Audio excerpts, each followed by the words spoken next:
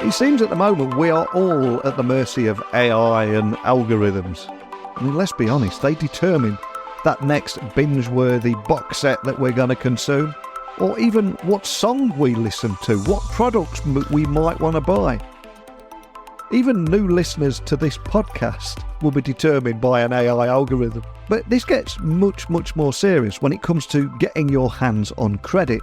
Maybe you want to buy a car, buy a house, or find a way of consolidating your existing debt. But when you try to do any of these things, you can be greeted with a simple "computer says no." So where do you go from here? Financial well-being is not taught in schools, so you don't have the essential tools to help you, and all you're left with is that "computer says no" message.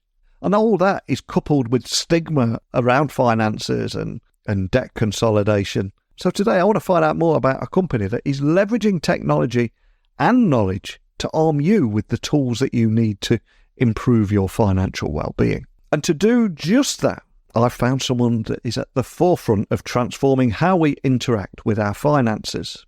He is the co-CEO and co-founder of a company called Loqbox, spelled Loqbox, and they are a pioneering financial well-being business that is dedicated to helping individuals enhance their credit scores, grow their savings, and ultimately improve their financial situations. And in a world where the cost of living is ever increasing and financial systems in place are more complex than ever before, today's guest and his team are committed to making finance more accessible, using technology to lift people up, create opportunities for richer lives. So today we're going to explore the vital role that companies like Loqbox can play in addressing the ongoing financial challenges that so many face, the importance of financial education, and the innovative solutions designed to foster a healthier relationship with money.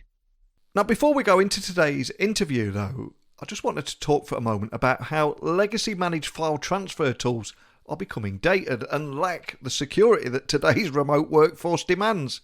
And companies that continue relying on outdated technology are putting their sensitive data at risk, because managed file transfer, or MFT, is a technology platform that allows organisations to reliably exchange electronic data between systems and people within and outside the enterprise, securely and in compliance with applicable regulations. As an ex-IT guy and the host of a tech podcast, making it easier for end users to send automated ad hoc files via fully integrated shared folders and email in a secure way ticks so many boxes for me. So please, step into the future of secured managed file transfer with Kiteworks. Visit kiteworks.com to get started. That's kiteworks.com to get started today. And now, on with today's show. So buckle up and hold on tight as I beam your ears all the way to London here in the UK, where the co-CEO and co-founder of Loqbox is waiting to speak with us today. So a massive warm welcome to the show. Can you tell everyone listening a little about who you are and what you do? Absolutely. So my name is Gregor Mowatt. I am one of the co-CEOs and co-founders of a business called Loqbox, which is a financial well-being business whose mission is to give everyone access to a richer life. My background, I spent 20 years working in public accounting with KPMG.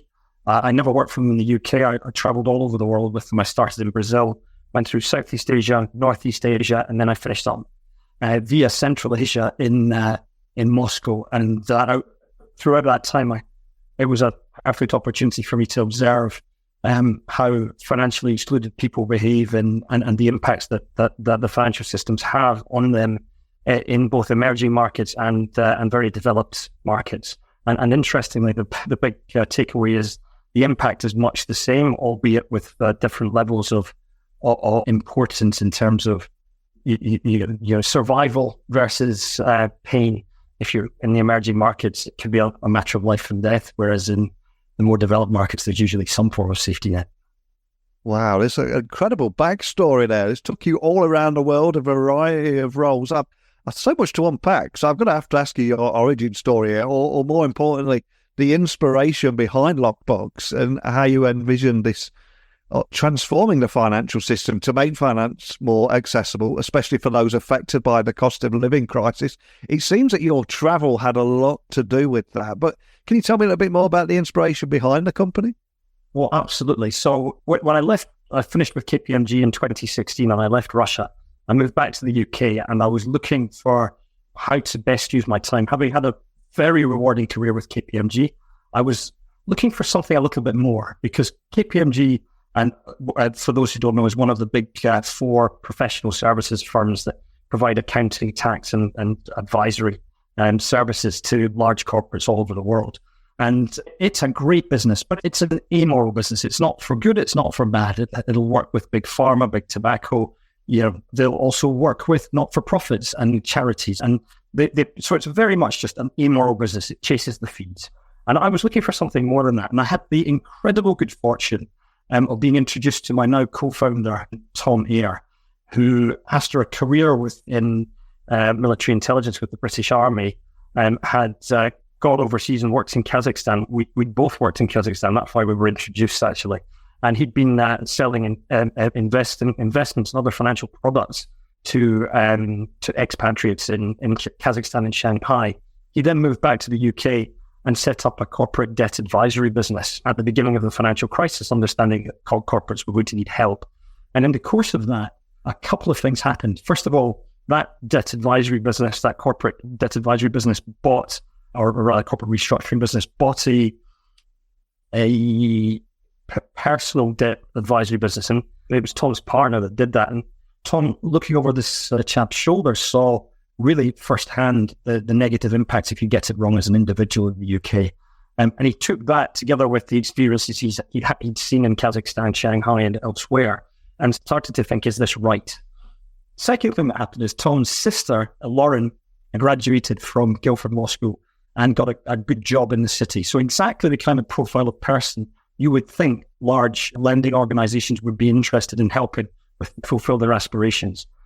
When she went to buy a sofa for her first flat in London, with a nice job behind her, I think it was £3 a week of interest-free credit was suggested to her by the salesman. She was ready to buy it. Then she said, okay, I'll take that. And he typed the details into the system and the computer said no. And so firsthand, Tom's sister was being financially excluded by the system, even though, as I say, like the perfect profile of person that you would think the system would want to be supporting. So that got him going, and he set up his first financial wellbeing business, which was a business called Credit Improver. So then I come back into the story stage right at this point, coming back with looking to set myself up as an angel investor, but with 3 very specific criteria in mind. The first was that my investments had to be an industry I knew, and I'd always worked in the financial services stream with KPMG. The second was it had to be scalable. So that meant technology. And so that took me into fintech. And then the third, and they were all equally important, but the third was very important to me, and as I discovered also for Tom, was it had to be a force for good. It had to be a positive force for social good and for social change. And on the back of that, I met Tom looking for an investment into Credit Improver. And I invested into that as a minority shareholder. And then this was 2016, and as the year went on, and we kind of realized that the parts of the financial well-being problem that Credit Improver wasn't quite solving, we took a step back and we had the idea for Loqbox, which right about Christmas 16. And then we kind of had this pain in the light bulb moment. We could take this forward in a very different way. And we looked at each other in the eye. It was a successive business, but a very different business. And we said, let's go into this as partners. And we've been doing that ever since with tremendous effect. So that was how we got there. And why was I interested in financial well-being, financial exclusion? For the reasons that I was saying earlier. I've gone all around the world and I've seen the impact that it can have if the system doesn't work in your favor. Countries like Thailand, countries like Kazakhstan, where things go wrong, it can be properly game over for you. Wow, what an incredible story. And fast forward to present day, of course, with the FCA highlighting that 1 in 4 adults are currently in financial difficulty or on the brink. I've got to ask, how does Loqbox specifically aim to support individuals facing these challenges in the current climate? Because it's a problem that we're seeing all over the world right now, isn't it? Oh, 100%. And the statistics are awful. So that 1 in 4 facing financial difficulties, another way of looking at it is 11.7 million adults in the UK, which is roughly 1 in 4, cannot put their hands on £100 as we speak, which means the fridge breaks, the car breaks, your kids need school uniform. It doesn't matter. You can't do it. You are in all sorts of bother. And 51% of the UK adults do not have an emergency fund to cover 3 months of costs. Lose your job, what do you do? And then you add into that the escalating cost of absolutely everything, and it's only getting worse. So I mentioned at the outset that the mission of Loqbox is to give everyone access to a richer life. And with every business, you choose your mission words, every single word very carefully. Hopefully it sounds like it flows, but every single word is being thought about. So the first word to draw attention to is everyone. This is for anyone. We don't want anyone locked out. We don't want anyone to face the stress and the pain of not understanding money, of not being able to deal with money, and therefore getting into difficulty. The second word to draw attention to is the word richer itself, and here's the thing that a lot of people don't necessarily understand unless you draw their attention to it. Nobody cares about money, really. People care about the things they can get with money, the things they can do with money. Most people, there are some, but they don't sit kind of over their little pot counting their cash. What they're doing is they're worried about whether or not they're going to be able to get the school uniform, pay the bills, all of that stuff. So yes, it's richer in terms of being actually, objectively better off. But much more important is that double meaning of living a fulfilled life, a richer life, a fulfilled life, achieving your goals without money getting in the way. And that's what we're all about. And we think that there's 3 things that you need to do in order to achieve that richer life. And this is the crux of how we think at Loqbox we can help with this problem. The first is by far and away the most important, which is what is the worst thing about money? If you don't understand it, it's stressful. If it's stressful, then it affects every aspect of your life. And the single largest lost productivity statistic in the UK, the missed days of work, is from stress. And the single largest cause of stress is financial stress. So how do you de-stress money? Well, first of all, you have to understand it. So financial education is absolutely essential. But it's not education on its own. It's education and habit building. Because you've got to build up those good habits so that they become muscle memory. And if you don't lean into your finances rather than sticking your head in the ground or leaning back and leaning away, then it's amazing how just addressing an issue removes the stress. So labor that deliberately, because that's the most important. If you don't have that, you can't fix the rest. The second thing that you need to access a richer life is the best possible financial profile, public financial profile, in order to access the best financial products and services at the cheapest prices. So what does that mean in layman's terms? It means a good credit score. If you get a good credit score, then that's hygiene. You're setting yourself up for success. And the differential in price between the cost of a poor credit score versus a good credit score in a report released just at the beginning of the year by Credit Karma is the difference between, over the course of your life, it could cost you, they estimated, £272,000 in additional interest costs over the course of a lifetime. If you take into account, you pay more for everything. You pay more for your credit card. You pay more for your mortgage. You pay more for an unsecured loan, for your car, for everything. And they've extrapolated that up. And it's worse for young people in their 20s. The average cost per year is £8,000. People versus an average of £5,000. So the young are unduly penalised by this. That was a Credit Karma. If you're not familiar, your listeners are not familiar, is a credit score and report provider in the UK, also in the US. So that's education and habits, financial profiling, credit building, credit score building. And then the third thing, of course, if you're going to live a richer life, you objectively need more money. So let's start building that savings nest egg. So first of all, get your emergency fund in place. We've already said 51% of Brits don't have it. So get those 3 months of costs in place. And let's get those 11.7 million people who can't save 100 and they don't have £100. Let's get them saving. The average, one of our features we'll come to, I'm sure, is Loqbox Save. and you build your credit history while you're saved. The average saving of somebody who uses Loqbox Save over 12 months is £540. So we're able to help elevate people out of that very bottom difficult thing. And then once you've got your emergency fund, it's into building your savings, trying to understand the best place to grow them, and then moving into wealth enhancement, and eventually to pensions, retirement, and all of that stuff. So that's how we kind of conceptualize the framework of everything we do at Loqbox. Such a powerful message that you're delivering here, and it's such an important one as well. And I've often thought, and I've said many times on this podcast, that I think we all, in education, for most part, I don't remember ever getting any education around managing money, managing your finances, managing your credit. It's the most important skill that you'll probably need throughout your entire life, up there with reading and writing, of course.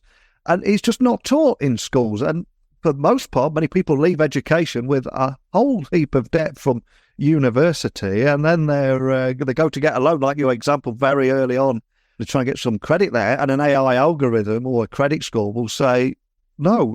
And why has this happened? And considering the projected growth in credit scoring services, like you mentioned there, you mentioned Credit Karma, which is a big one here in the UK. Where does Loqbox play in, or where does it fit in playing that role in educating consumers about credit and the implications of signing up for credit products? Because it's fantastic work you're doing. It just saddens me that we're still not educating people as they're in the education system. Right. Well, you've touched on a number of really crucial things there. So you're absolutely right about education, and there have been sporadic attempts by government which have not worked to embed some form of financial education. There's been some sporadic efforts by private individuals. Like Lewis, for example, has had some very noble goals at trying to help introduce financial education into the education system. But the reality is that for like, certainly here in America, where Loqbox is operating, we spit kids out at 16 or 18 into this wide world, 18 for credit, so 18 years old out into the wide world, and they might know pi to how 10 digits or 11 digits, but they won't necessarily know what APR means. Or we see it at every level. They don't know the difference between a loan and a credit card, and crucially, they don't understand that both have to be repaid. So, I mean, your point about education is absolutely massive, and that's why when we look at that system for Loqbox, the education and habit building is always the first piece and the most important piece, because without that, you have nothing. In terms of like helping people to understand credit and credit products, well, to a large extent, it's about how you kind of do things. So it's the doing rather than the not doing. But let's take one step back before we get into how Loqbox helps you to do that. And the way we look at credit is it's worth splitting people seeking credit into two groups. Those who are aspirational and those who are desperate. So it's aspiration versus desperation. If you end up at the end of the month and you can't make ends meet because you've not been taught how to budget, or actually increasingly now, you just can't because of the cost of living. I mean, that is a very real thing that's happening. But let's take the slightly more affluent. You could possibly make it work if you'd been taught how to do it better. And you get to the end of the month and you want to kind of borrow. Well, that I would classify as, that's not what I would say was aspirational borrowing. That's borrowing to make ends meet. However, if you are born in a village in the north of England and the closest place to work is a 3-hour drive away and there's no bus service, and you need a car in order to be able to be economically active, borrowing money to buy a car, well, that's an aspirational purchase. And that's a very sensible use of credit. So the old adage that my father taught me, never a borrower or a lender be, is actually in the UK's current financial system climate, very bad advice, because you then miss out on the aspirational borrowings that allow you to progress in life.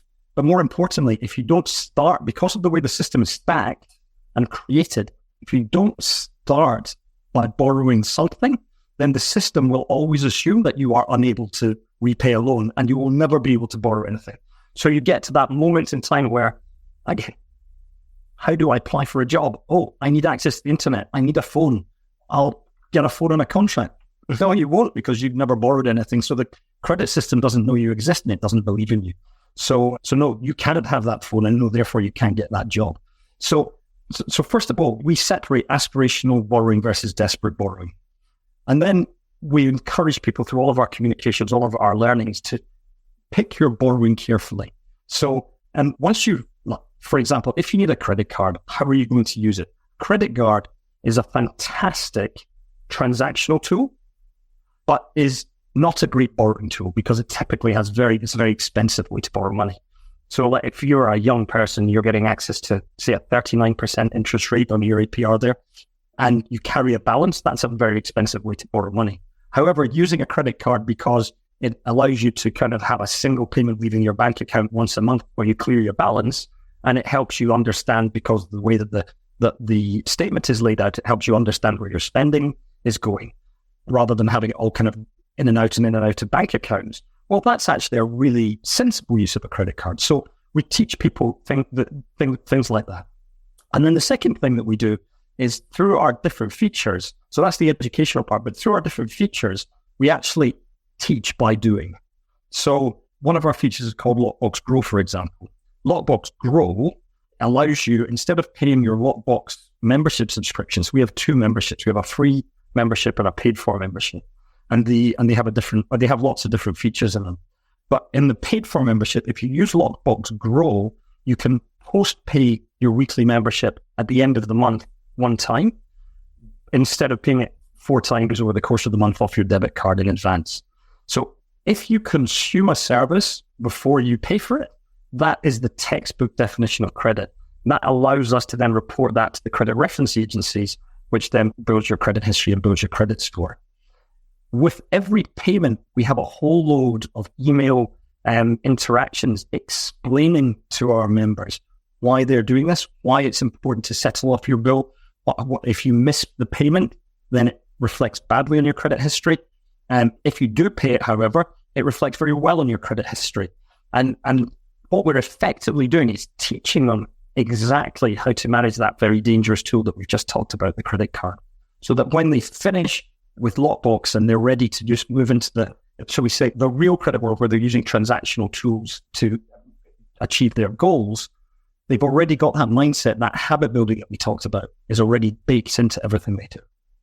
Wow. And just to bring everybody listening into this conversation, well, people scattered all around the world, and I think an innovative toolbox for financial health is just completely priceless. So just to speak with any potential users of your platform here, can you elaborate on some of those unique tools that Loqbox offers? You mentioned one, Grow there. There's others, I think, Save, Rent, and Coach. Collectively, how do all these contribute to enhancing of an individual's financial well-being? Well, the more of our tools you use, the better outcomes you're going to get financially. And it's at one price, so you can pick your basket. You don't pay more for each one that you add in. So we would encourage you to take advantage of all of the different tools. So Loqbox Grow, we talked about. Loqbox Save, you build your credit history while you save. So we've kind of innovatively taken our savings payments and we flip them into being loan repayments. What we do is we lock up, when you come to us, we lock a sum of money away that you can't touch. And then, and we kind of lend, so we're effectively lending you that money, but you can't touch it to keep it safe. And then you repay the loan to equal that sum of money. So let's say you say you want to put away £20 a month. So that's £240 in a year. So we'll lock that £240 up in your Loqbox. That's where the term came from originally. And then you'll pay £20 a month of loan repayments at 0% APR back to us. And at the end of it, we've got your £240 and we unlock that Loqbox for you and we give it back to you. So you've saved, in that example, £240. But each of those repayments has been reported to the 3 main UK credit reference agencies, Experian, Equifax, and TransUnion. And that's built your credit history. With Loqbox Grow, at the average credit score increase that you get over the course of a year with Loqbox is 197 points. And with Loqbox Save, it's 145 points. And if you use them together, that can be quantums above that. And to put that into context, for those who are not familiar with the UK credit, on the Experian credit scores system is the one we tend to reflect, then it's a score from 0 to 999. So if you're starting at, say, 400 and you get a 200 point increase, that takes you up to 600. To put that into context, the savings in terms of the cost of borrowing that you'll get at that higher score versus that lower score could run to the tens of thousands of pounds over the course of your lifetime. So it's a really good price to value exchange for a consumer.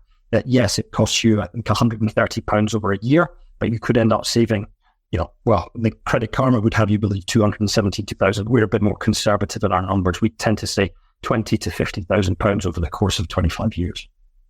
And before you came on the podcast today, I was reading that since your launch, I think Loqbox has helped something like over 1 million people dramatically improve their financial situation. And I'm curious, do you get to hear any particularly impactful success stories or get any feedback that just to highlight the overall impact that you're having at Loqbox and the impact that it's had on your members' financial health? Do you get to hear any of these stories? Because I would imagine if you do, they will just keep fueling you to keep doing what you're doing. But do you get to hear those still? We hear wonderful stories. We go and ask some of our members to come and talk to us. We film them. There's some heart-wrenching starting stories, but they're heartwarming by the end. And I should actually just say that it's actually, we're just shy of 2 million actually now. We need to, that's a statistic that I keep on forgetting to ask our guys to update. So we're really getting some real traction, and it's mainly UK based, which is really exciting. And we're, I think, the most rated credit building business on Trustpilot as well. So feel free for the listeners to go and have a look at our Trustpilot reviews. But there's so many, Neil. And we've had guys like pragmatic. Yes, go back to the car finance story.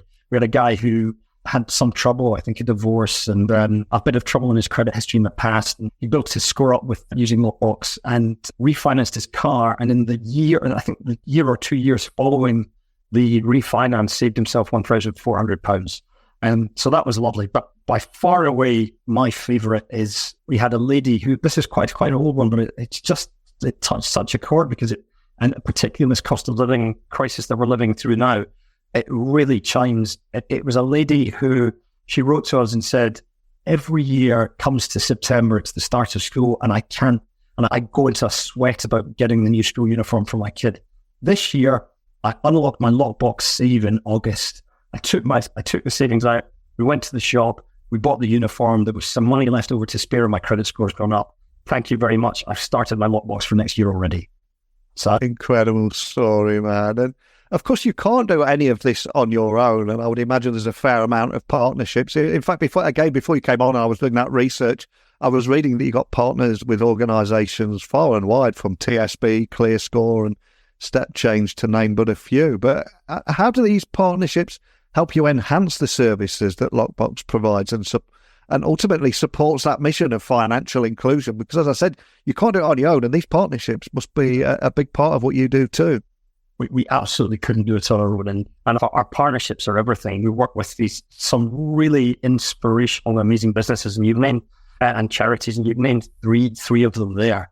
And the way we look at partnerships is we separate them into kind of 3 buckets. So you've got kind of proposition, acquisition, as in member acquisition, and doing the right thing. And those three are as a great 3 examples actually, and they're on the website. And it's a great 3 example because that touches all 3. Because and there's crossover, of course, because for example, ClearScore is a very ethical business that really wants to help people by educating them about credit scores and how to improve, etc. So there's a lot of crossover. But if you look at it, so proper TSB is proposition in this case, for example. So we very early they took a bet on us, which was for a large incumbent bank, quite a cutting edge thing to do. We partnered with them in early 2018. So we'd only been going for a year, and they took a bet on us, which was like inspirational to see, because you don't see that in the banking sector so often. But how's that proposition? So thanks to TSB, that's one of the accounts that you can unlock your Loqbox savings into. And then instead of us having to charge you for that, TSB will pay us a commission for introduction. So that's that's a proposition partner. Then you've got kind of a member acquisition. So how do we find these 2 million people that we've been helping?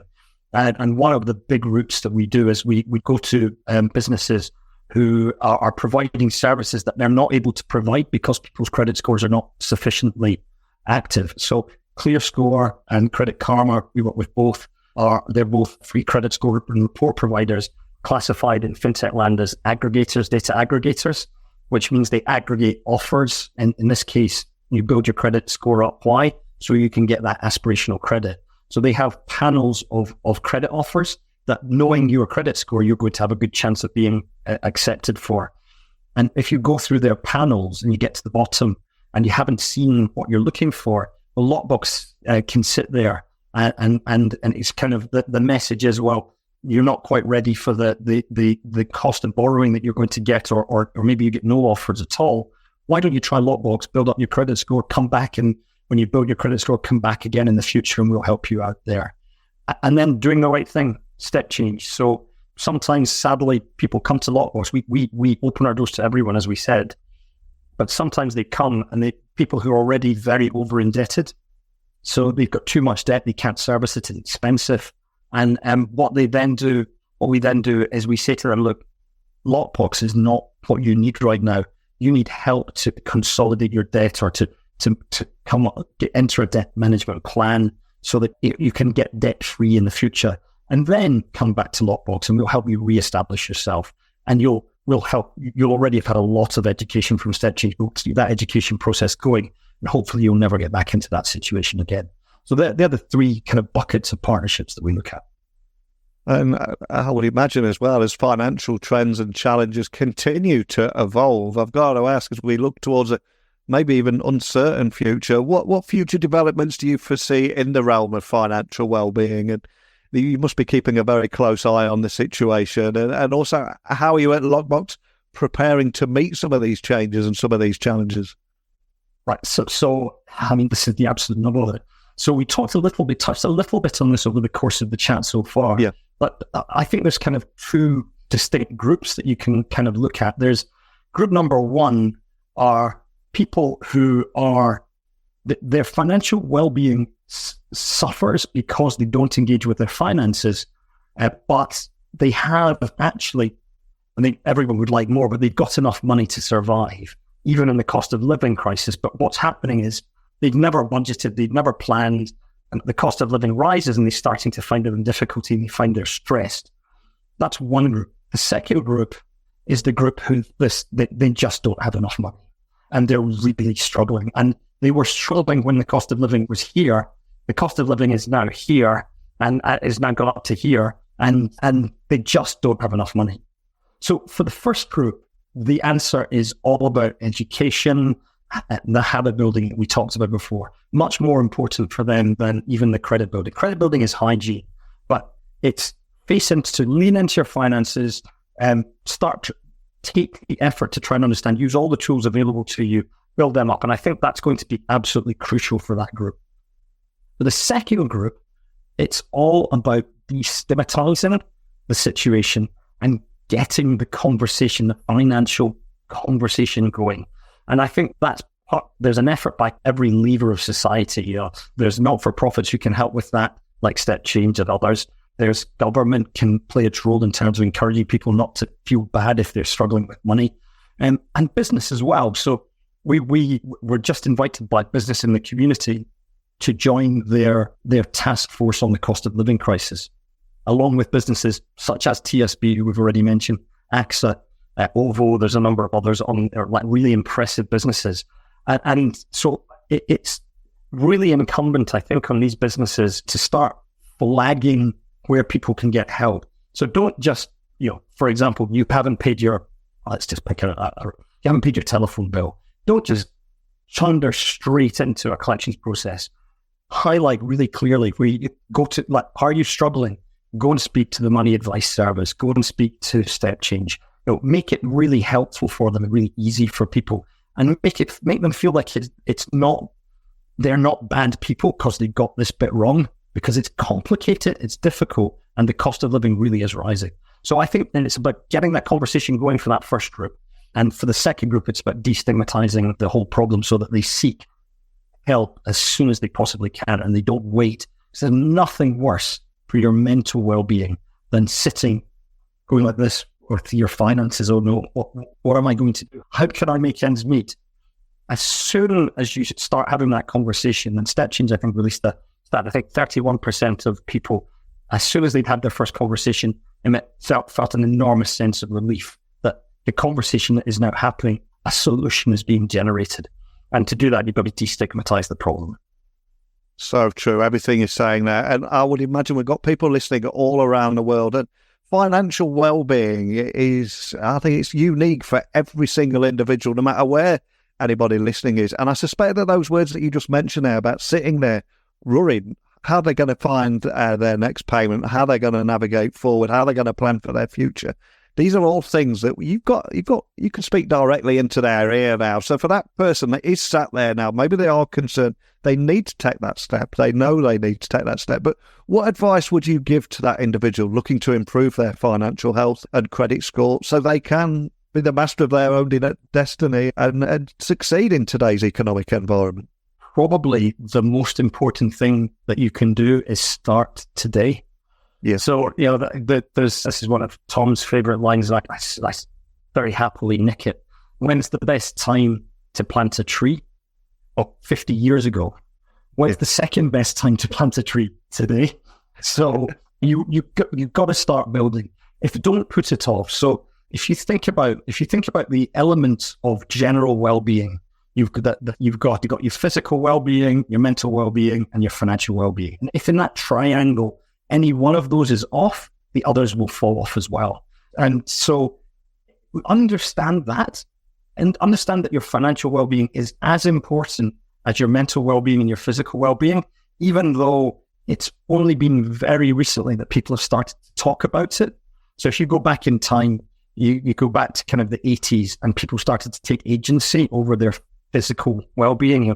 Jane Fonda Fitnesses then moved into kind of Weight Watchers and all of that stuff. And now you fast forward to today, and there's thousands of different apps to help you stay on top of your fitness.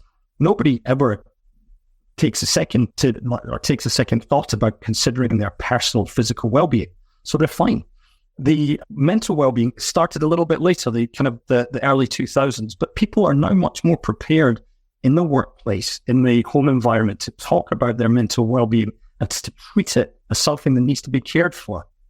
Do the same with your financial well-being, because if your financial well-being falls off, you can be darn sure you're going to stop exercising. You're going to be darn sure you're going to feel stress, and you're really going to feel the pinch there, and it's a very negative spiral. So yeah, start now, because you recognize that this is a very important part of your overall well-being.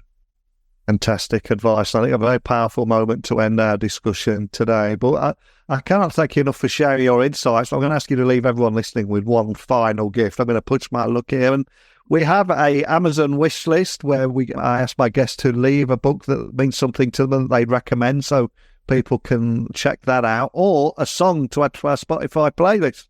All I'm going to ask, though, is what would you like to leave everyone listening with, and why? I'm an English literature graduate, so I've been credentialed by society for reading books. So I'm going to go with books. But as I kind of think through the books that I've loved, I've seen the canon of great literature, and I've been fortunate enough to have had the time to read a lot of it. But so I'm not going to touch on any of them. I'm going to focus in on a very short book with a very simple message that comes from 1970. And it's a book called Jonathan Livingston Seagull by Richard Bach. And it's a story of a seagull who he doesn't want to go and chase the fishing boats and fight for scraps of food. He wants to learn how to fly perfectly. And as a consequence of that, he's shunned by his flock, and eventually he's kicked out. And then it moves into different, to avoid spoiler alerts for the listeners who want to read it, it moves into a spiritual element. And it was very much came from the counterculture era of the late 60s and early 70s.